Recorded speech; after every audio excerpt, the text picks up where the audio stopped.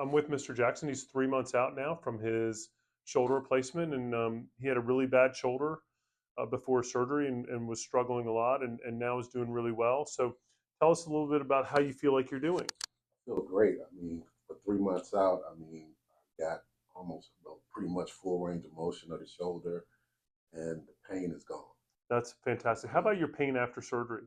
Pain after surgery was not as bad as I thought it was going to be. The biggest problem for me was being in that brace for an entire month. Yeah, that's hard. That was the headache, but the pain itself after the initial shock of they deadened the arm, Yeah. and then when that wore off, it kind of kicked in a little bit.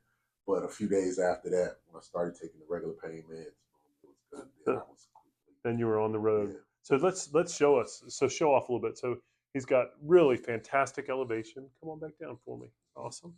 And then his rotate. Just relax for me. Okay. His rotation out this way is really good, and then his motion back behind him is excellent. So this kind of motion is what we strive for after this surgery. You can relax, and this level of significant pain relief is what we're looking for, and we're really happy he's doing well.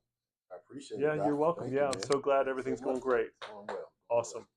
Here are his x-rays before surgery, and you can see he's got no space between the bone there, and he's got big bone spurs here, and just almost kind of obliteration of the joint space between the ball and the socket.